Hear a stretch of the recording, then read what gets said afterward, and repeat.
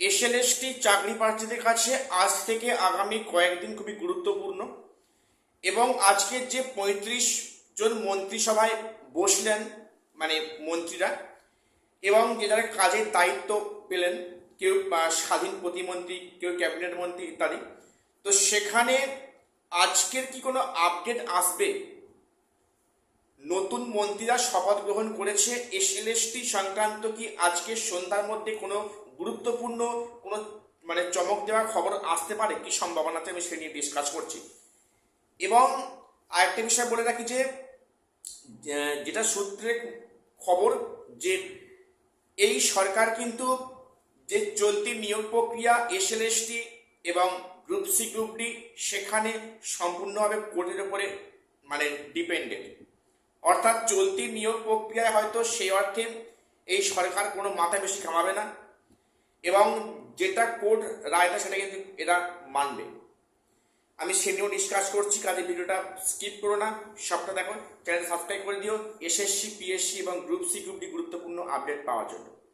আজকে প্রথম বলি যে আজকে ৩৫ জন মন্ত্রী তাদের যেটা দায়িত্ব পাচ্ছেন এবং যেটা সম্ভাবনা বা খবর যে আজ থেকে আগামী ৩-৪ দিনের মধ্যে মোটামুটি জুন মাসের ৭ তারিখের মধ্যে ভালো কিছু আপডেট আসছে পরিষ্কার।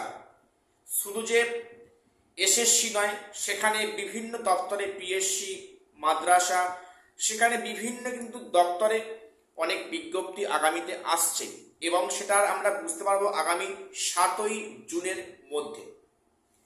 তো আজকে যেনারা দায়িত্ব পালন করছেন মন্ত্রী হিসাবে, তো আশা রাখছি যে আগামী দিনে ওনারা ভালো কাজ করবেন এবং অবশ্যই বেকারদের কথা চিন্তা করবেন বা ভাববেন। তো আজকের সন্ধ্যার মধ্যে কোনো কি আপডেট আসছে এসএসসি বা এসএলএসটি ২০২৫ সংক্রান্ত কোনো গুরুত্বপূর্ণ কি আপডেট আসছে, কোনো ঘোষণা আসছে? দেখো, এখানে প্রথম বলে রাখি যে আজকে সন্ধ্যার মধ্যে কিছু গুরুত্বপূর্ণ খবর আসতে পারে। যেমন চলতি নিয়োগ প্রক্রিয়া পুনরায় কবে থেকে স্টার্ট হচ্ছে, বা সেখানে যে সমস্ত ডাউটগুলো আছে এক্সপিরিয়েন্সের মার্কস নিয়ে, বা সেখানে ফুল মার্কস পেয়েও পেশাদাররা ডাক পায়নি, এই বিষয়ে কোনো গুরুত্বপূর্ণ কি আপডেট আসবে বা বড় কোনো নির্দেশ কি আসছে, আমাদের সেদিকে অবশ্যই নজর থাকবে। তবে ভ্যাকান্সি সংক্রান্ত আপডেট কিন্তু আজকে আসবে না বা কাল আসবে না, কারণ সেটা কিন্তু আগামী ৩ তারিখে শিক্ষা দপ্তরের বিভিন্ন ভ্যাকান্সিগুলো আসবে। তারপরে কিন্তু এই ফার্স্ট উইকের পর থেকেই ভ্যাকান্সি সংক্রান্ত বিভিন্ন খবর পাওয়া যাবে।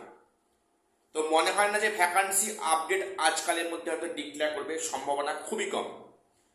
ভ্যাকান্সি বাদ দিয়ে বাকি যাদের ডিসিশন আছে সেটা কিন্তু এই সরকার আজকের বা কালকে প্রকাশ করবে, কাজেই প্রত্যেকে আমাদের সেদিকে নজর থাকবে।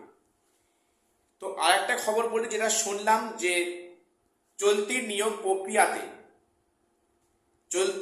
প্রক্রিয়াতে এই সরকার আশানুরূপ কিছু চেঞ্জ করবে না। যেহেতু এটা নিয়ে একটা লেন্দি প্রসেস হচ্ছে, এটা কোর্টের তত্ত্বাবধানে হচ্ছে, কাজেই এখানে সরকার নতুন করে কোনো অল্টারনেশন, অমিশন, কোনো এডিশন হয়তো করবে না, চান্স কিন্তু কম। এই সরকার সম্পূর্ণটাই কোর্টের উপর ডিপেন্ড করে আছে, যে কোর্ট থেকে যেটা আসবে সেটাই কিন্তু সরকার মানবে। কারণ এই সরকার নতুন কিছু করতে গেলে সেখানে কেউ খুশি হবে, কেউ কষ্ট পাবে। ফলে সরকার চাইছে না এই আগের নিয়োগ প্রক্রিয়া নিয়ে বেশি জল ঘোলা করতে। আগামী যে নিয়োগ প্রক্রিয়া আসবে সেখানে কিন্তু এই সরকার এদের মতো করে নিয়োগ করবে। ঠিক আছে, এখন দেখা যাক আজকালের মধ্যে কিছু আপডেট আসে কিনা, আসার সম্ভাবনা আছে। তবে হ্যাঁ, যে বা যারা বলছো যে প্যানেল ক্যান্সেল হতে পারে, আমি অবাক হলাম। কিছু ব্যক্তিরা বলছেন অনবরত যে প্যানেল নাকি ক্যান্সেল হবে। আরে ভাই, ক্যান্সেল হওয়ার কোনো যুক্তি আছে কি? কোনো সমস্যা নেই। হ্যাঁ, দরকার হলে যদি চায় রিপ্যানেল হতে পারে, সেটা যদি সরকার মনে হয় হ্যাঁ করার দরকার আছে, নাহলে যোগ্যরা বঞ্চিত হচ্ছে, যোগ্য পেশাররা, সেক্ষেত্রে কিন্তু রিপ্যানেলিং হতে পারে, সেটা পরের বিষয়। কিন্তু কিন্তু প্যানেল ক্যান্সেল হওয়াটা কোনো সম্ভাবনা নেই। কারণ কি, এটা সম্ভাবনা কিন্তু মানে কোর্টের তত্ত্বাবধানে হচ্ছে, এটা মানে হ্যান্ডেল করছে সুপ্রিম কোর্ট। কাজে এখানে রাজ্যের কোনো ক্ষমতা নেই যে প্যানেলটাকে ক্যান্সেল করে দেবে। অবশ্য রিপ্যানেলিং হওয়ার সম্ভাবনাটা দেখা দিচ্ছে, এখন সেটা দেখা যাক কি হয় না হয়। তবে প্রত্যেকে আজকে বা কালকে অবশ্যই খেয়াল দেখো যে গুরুত্বপূর্ণ আপডেট আসে কিনা।